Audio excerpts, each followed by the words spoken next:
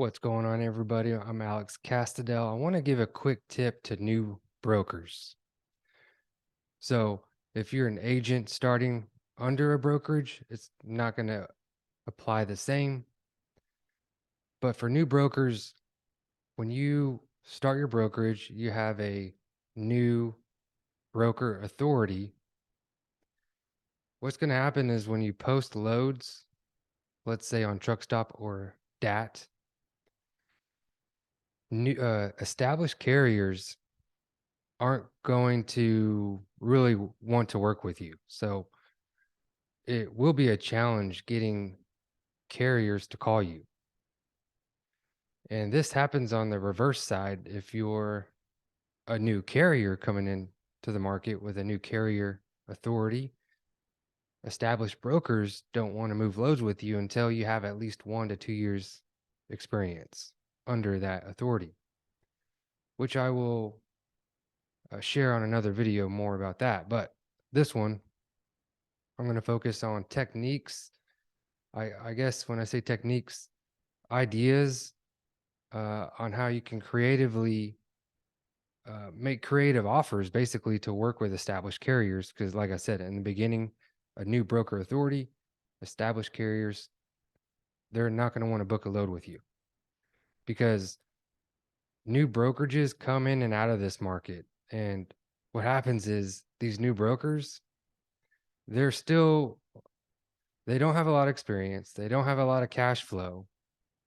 And so what the carriers, especially established carriers, are concerned about is the liability of not getting paid by a new brokerage who's just coming out, starting.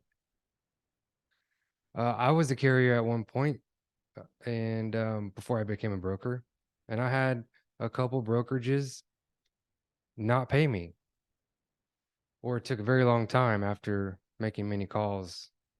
So it's just It's just what happens and what takes place. And so I remember when I started my brokerage and I ran into this problem. All right. And you know, I had customers already and I knew trucking companies in a particular city just from being a carrier, but that was definitely not enough now that I'm a broker and I'm moving loads, outside the city where I knew carriers. So I had to get creative booking these loads as a new broker with established carriers. Whether I made outbound calls to reach these carriers or they called me and they basically noticed I was a new broker, then, said, no, we're not going to do the load.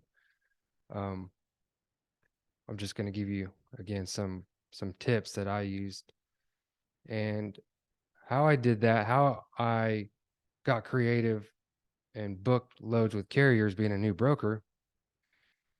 I can give you two tips right off the bat. So one, because you do have to get creative. Okay. One is, as a broker, we can offer quick pay to these carriers. Carriers typically have a, a factoring company they work with that pays them pretty quick and takes a percentage from what they're going to be paid.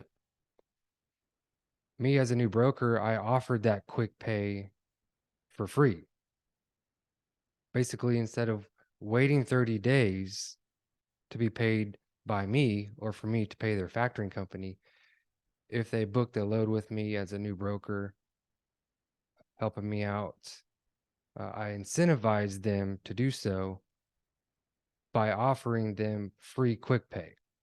So, normal case, they would say no to me or any other broker they do loads for, they would be charged 4% by their factoring company to get paid. So basically, I save them 4%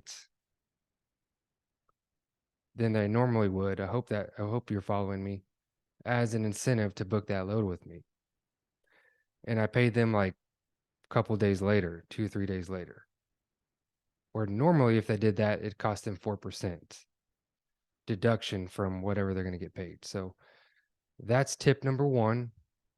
You know, a creative way, what you can offer an established carrier, you coming in as a new broker to get them to work with you. Number two tip, I'm going by my experience here. And I remember I booked somebody, let's say from Houston, coming into Corpus Christi at the time. I was in Corpus Christi at the time, and I met that carrier at the drop location and paid them cash. I don't really like to do cash, but I would only do that in the beginning, and that's tip number two, just basically speaking from experience, what I did to be able to book that truck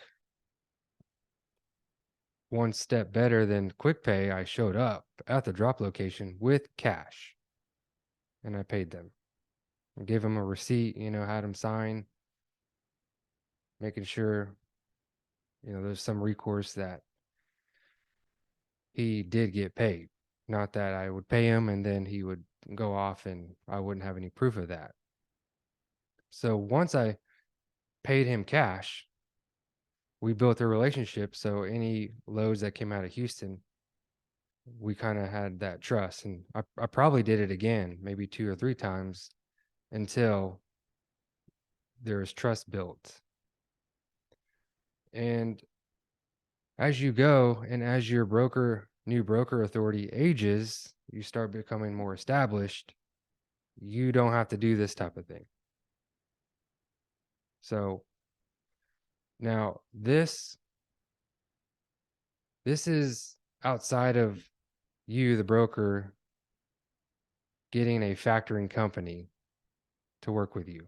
So this does apply to new brokers that have not partnered up with a factoring company.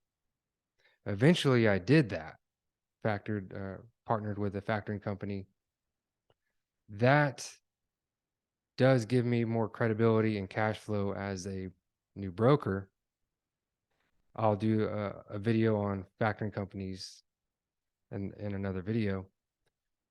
But yeah, this is for new brokers coming in, don't yet have a factoring company to work with, to basically show more credibility to your brokerage and where the carrier feels more safe working with you because they know the factoring company has to approve things beforehand and will pay the carrier or pay the carrier's factoring company. So if you don't have a factoring company as a new broker, you will need to get creative because established carriers are not going to want to take the risk working with you. And I just shared 2 of them. I'm sure you can think of even more, but stay tuned on the video about factoring company because you definitely want to really consider working with a factoring company as a new broker. And like I said, if you're an agent working under a brokerage, this isn't really going to apply to you because that broker you're working under is already established and they're not going to be brand new. I know a lot of you watching this are just got your broker's authority. So hope that video helps you guys specifically.